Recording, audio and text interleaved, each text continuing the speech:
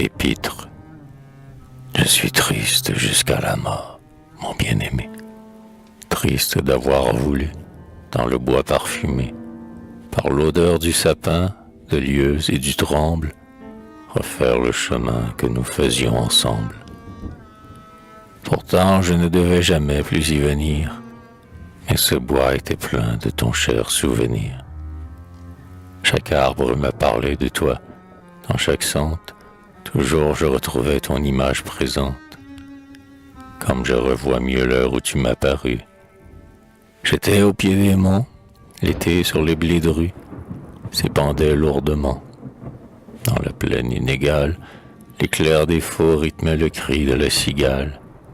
Et pendant que les faux courbaient les blés, pendant que la torpeur de l'air, sous le soleil ardent, abattait tout, les prés, les coteaux et les branches, pendant que, déployant leurs fines ailes blanches, les papillons bravaient cette immobilité, tu passas et tu vas jusqu'à moi.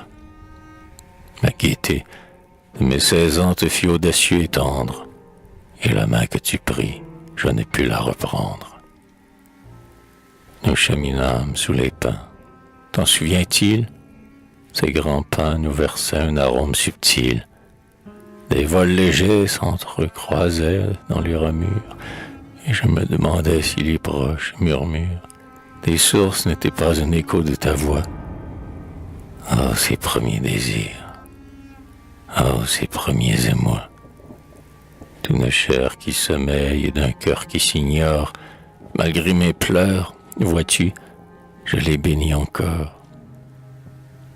Nous y revînmes bien souvent dans ces chemins.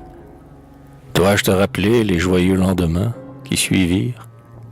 Tu sais mieux que moi ce qu'ils furent. Les mots que nous disions quand les feuilles murmurent, je les entends toujours. Tu ne les entends plus. Tu fus mon compagnon tout un été. Tu fus celui qui chaque jour, quand les durs attelages, pliant sous la moisson, descendaient au village, me ramenait à ma demeure et me disait les doux propos dont tout mon être se grisait. Nos rires éclataient sur les routes déclives, alors que les fossés, bordés de fleurs tardives, embaumaient l'air et que dans mon blanc tablier, tu cueillais la framboise et le fruit du mûrier. Quand les soirs déroulaient le voile des pénombres, muets, nous regardions se détacher les ombres des flancs de la montagne sur les bois épais, mélancoliquement redescendre la paix. D'un silence soudain montaient des lacs tranquilles, et nos yeux s'égarant au pied de leur presqu'île, qu'un cercle de clarté nocturne entourait, reflétait l'infini du ciel qui s'y mirait. Puis lorsque retombaient les ultimes ténèbres, semant d'étoiles d'or leur tenture funèbre, tu t'asseyais comme un amant à mes genoux, et la douceur des nuits se glissait entre nous. J'aurais vécu ma vie en ces heures trop brèves, et c'est toi qui rompis le fil bleu de mes rêves, car un matin tu t'en allas, sans nul souci, du morne isolement que tu créais ici. Et la petite paysanne délaissée ne fut plus dans ton cœur qu'une image effacée. Cependant, tu m'aimas, car j'ai tenu souvent ton front brûlant sur mon épaule quand le vent charriait sur le val les feuilles de septembre, pauvres feuilles mourant dans des plis d'or et d'ambre. Tu m'aimas, je le sais, mais il aurait fallu aimer aussi mon chant. Tu ne l'as pas voulu.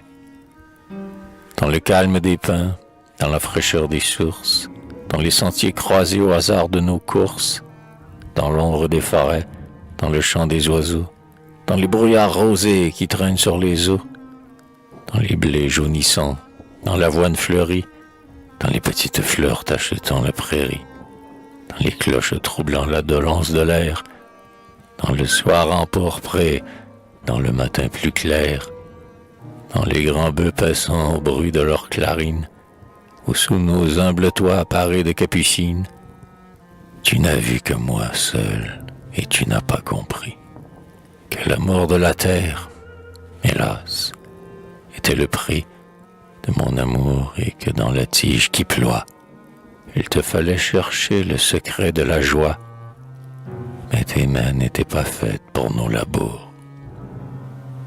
Tu ne sais que chanter comme ces troubadours, dont les vieux imagies ont gravé la mémoire. Volage amoureux, y pris de folle gloire, et qui de bourg en bourg, dans les temps anciens, faisait pleurer des yeux, comme pleurent les miens.